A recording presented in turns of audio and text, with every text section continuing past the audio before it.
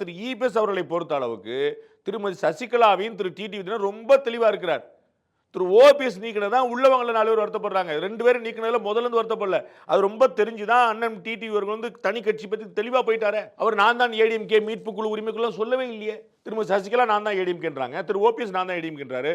திரு TTV என்னைக்கா சொன்னாரா? அவர் தெளிவா உங்க சாவாசமே வேண்டான்னு போயிட்டாரு. என்ன நீங்க எனக்கு எப்போ உள்ள கேள்வி கேட்குறீங்க? 6 வருஷம் கழிச்சு ஒரு கேள்வி கேட்டுட்டு இருக்கீங்க. எனக்கு ஒன்றும் புரியல. அவர் தான் தெளிவா தனிப்பாதை அமைச்சிட்டார். அவர் என்டிஏ கூட்டணியில இருந்தார். நான் வெளியே போயிட்டேன்னு சொன்னார். 2026க்கான என்டிஏ கூட்டணி இன்னும் அமைஞ்சு முடியல. இவ்வளவுதான். திமுக கூட்டணியில் சீட் ஷேரிங் நடந்துருச்சுன்னு சொல்லுங்க. திமுக கூட்டணியில் கமலஹாசன் இருக்காரா இல்லையான்னு சொல்லுங்க. அவருக்கு எவ்வளவு சீட்டு சொல்லுங்க. ஏதாவது முடிவாயிருக்கா? இப்போ தேமுதிக பாமகலாம் டிஎம்கே கூட போகுமா அப்படின்னு பேச்சு இருக்குதா இல்லையா? அப்ப டிஎம்கே கூட்டணியும் முடிவாகல. அப்ப யார் கூட்டணி முடிவாகல? நீங்க ஏடிஎம்கே பத்தி பேசுறீங்க, டிஎம்கே பத்தி பேசக்கூடாது அசைன்மெண்டா?